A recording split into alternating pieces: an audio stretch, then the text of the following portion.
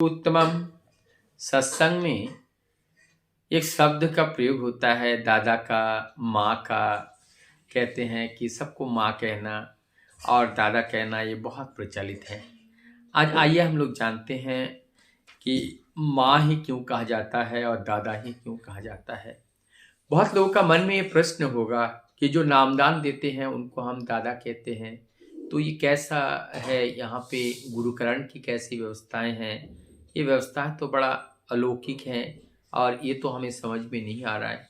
आज मैं इस बारे में कुछ बातें रखने का प्रयास कर रहा हूँ। यहाँ पर एक्चुअली ये बात को जैसे हमें ज़्यादा जटिलता की और ज़्यादा नहीं जाना है। हम सिंपल रूप से इनको समझने का प्रयास करेंगे। परमदयाल श्री ठाकुर जब बचपन में उनकी नानी कृष्ण सुंदरी देवी एक जगह पे अपने गोदी में करके 2.5-3 साल के थे ठाकुर, तब उनको गोदी में करके ले गए। वहाँ पे एक डिलीवरी हुई और वहाँ पर एक लड़का पैदा हुआ।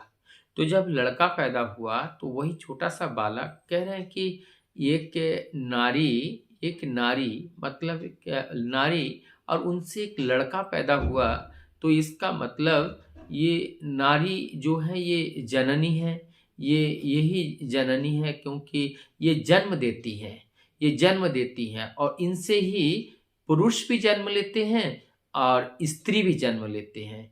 तो दोनों इसमें जन्म लेते हैं, तो इसका मतलब ये माँ हुआ। ये परिमापन करती हैं, ये माँ है।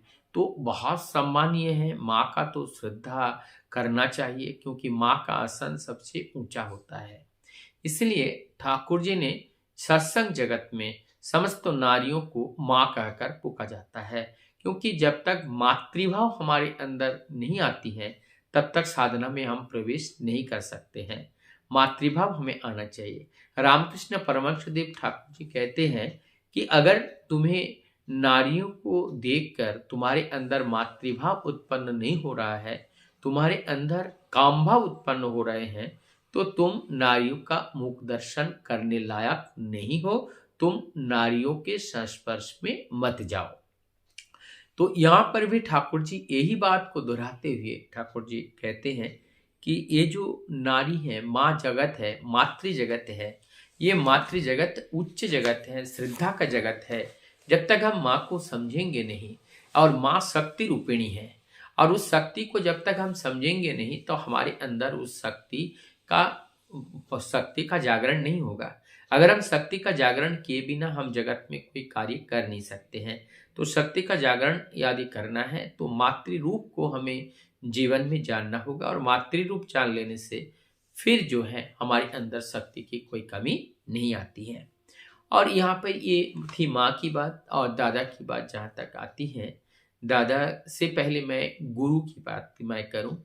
यहाँ पर जो ऋत्विक दादा लोग जो हैं, जो ऋत्विक दादा का मतलब होते हैं उद्गाता। ऋत्विक दादा का मतलब होते हैं उन्नयन के प्रतीक, और ऋषि का मतलब होते हैं कि जीवन उन्नयन का जो द्योतक होते हैं, प्रतीक होते हैं, समाज को जो दिशा देते हैं, वही ऋत्विक होते हैं। तो ये जो इनको दादा क्यों कहा जाता है, दादा कहने का कारण ये है कि जो हमारी जो पुरुषोत्तम है, वो पुरुषोत्तम वो परम पिता की तरह हम लोग को परम पिता कहते हैं, परम पिता। और उस परम पिता के हम सब संतान हैं। जब हम सब परमपिता के संतान हैं, हम केवल ये मुंह से कहने के लिए हैं। जैसे एक बाप के 4 बच्चे होते हैं, तो चारों बच्चे के बाप तो ये अकेले ही होंगे ना, तो उनको सभी लोग क्या कहेंगे, सभी लोग पापा कहेंगे। और वो क्या हुए, सब भाई बहन हुए। तो हम सब गुरु भाई गुरु बहन, हम लोग सब गुरु भाई हैं, गुरु बहन हैं, क्योंकि हम परमपिता के संतान हैं। तो जो हमारे गुरु भाई होते हैं, और गुरु भाई एक सम्मान के तौर पर उनको दादा कहा जाता है। और बांग्ला भाषा में भी दादा जो मतलब दादा एक सामान्य वर्ड है, रिस्पेक्टेड वर्ड है। अपने से बड़ों को, अपने से सम्मानीय व्यक्ति को दादा कहा जाता है। इसलिए सत्संग जगत में जो अपने से बड़े, जो अपने से रिस्पेक्टेड है, और उनको दादा कहकर हम संबोधन करते हैं, चाहे बड़े हो या छोटे हो। हम अगर उनको संबोधन करना चाहे, हम उनको सम्मान देना चाहे, छोटे बड़े सभी लोग दादा कह करके उनको पुकारते हैं। तो हम क्या हुए, हम सभी लोग भाई भाई हैं, हम गुरु भाई हैं। तो गुरु भाई हम लोग दादा कहेंगे नहीं तो क्या कहेंगे, हम एक दूसरे के एक भाई हैं। तो एक दूसरे के भाई हैं, एक दूसरे के भाई होने के नाते हमारी जो है सब लोग दादा होते हैं। नाम की अगर हम बात करें कि नाम की बात करें तो नाम जो होते हैं वो नाम किसका होता है, नाम तो वो परम पुरुष का होते हैं। युग युग में जब पुरुषोत्तम आते हैं तब वो नाम लेकर के आते हैं, बीज लेकर के आते हैं और उस बीज नाम को वो अपने भक्त में देते हैं। उसके बाद वो हमारे उस जो नामी है वो नामी के निर्देश से जो लोग इस नाम को प्रचार के लिए जाते हैं और वो प्रचार के लिए जिन जिनको उस बीज के रूप में वो नाम जब दिया जाता है तो वो क्या हुए, वो वाहक हुए। नाम तो उनका नहीं है, नाम तो वो नामी का है। और नामी कौन है, वही राम कृष्ण बुद्ध जिसास को रंग महाप्रभु। तो ये समय समय पर ये नामी बन करके आए और उन्हीं का ये जो नाम है ये निराकार सत्ता है और वो साकार सत्ता है। साकार सत्ता जगत में तब तक रहते हैं जैसा कि एक नर विग्रह जितना दिन संभवतः रह सकते हैं, उतने दिन का वो क्रियाकलाप पूरा करके फिर वो अपने धाम पे लौट जाते हैं। लेकिन उनका जो निराकार सत्ता के रूप में जो नाम हमें मिला है वो नाम नहीं जाते हैं, वो नाम रहता है। और नाम के माध्यम से, नाम की आराधना से फिर हम उनकी जो उपस्थिति है उसका हम एहसास करते हैं और वो अनुभूति हमें प्राप्त होती है और उस अनुभूति के द्वारा फिर हम अपने जीवन को चलाते हैं।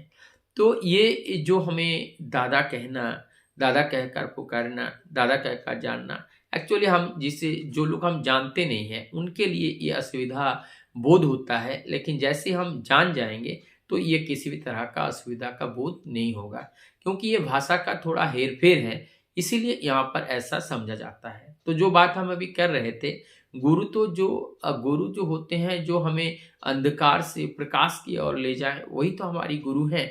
तो अंधकार से प्रकाश में कौन ले जा सकते हैं, क्योंकि वहां पर जो जाते हैं वापस नहीं आते हैं।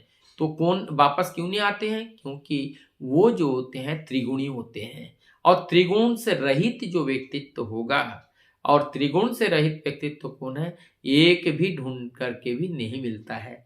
मैकेनिकल वाले तो हैं लेकिन ओरिजिनल वाले बहुत कम मिलते हैं। तो वो पुरुषोत्तम के रूप में धरा पर जो आते हैं ये त्रिगुणातीत होते हैं और त्रिगुण के अतीत के होने की वजह से, और किस तरह से वो त्रिगुणातीत है, वो देह धारण करने के बाद भी त्रिगुणातीत रहते हैं।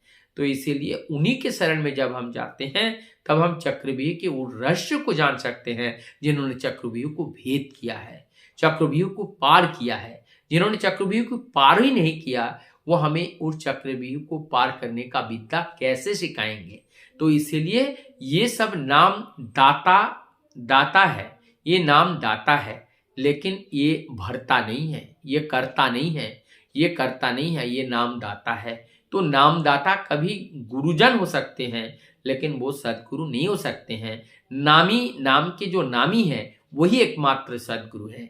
तो ये जो हमारे समाज में गुरुओं का जो एक बवंडर जो विस्फुट हुआ है और सभी लोग गुरु बनने का प्रचेष्टा में रहते हैं, तो ये गुरु बन करके दूसरे का गुरु बन करके समाज में एक तरीके का जो विकृतियां हैं वो उत्पन्न हो रही हैं, क्योंकि स्वयं तो वशीभूत है। किसके वशीभूत हैं, वो त्रिगुण के वशीभूत हैं और त्रिगुण के अंदर हमारे सारे प्रवृत्तियां हैं, काम क्रोध लोभ माया मोह अहंकार, ये सारी चीजें हैं और इससे हम पार कर जा पाएंगे। इसके लिए जो विद्या हमें सीखना है, जो त्रिगुणातीत है, उनसे ही सीख सकते हैं। इसके अलावा सीखने का कोई दूसरा रास्ता नहीं है। वंदे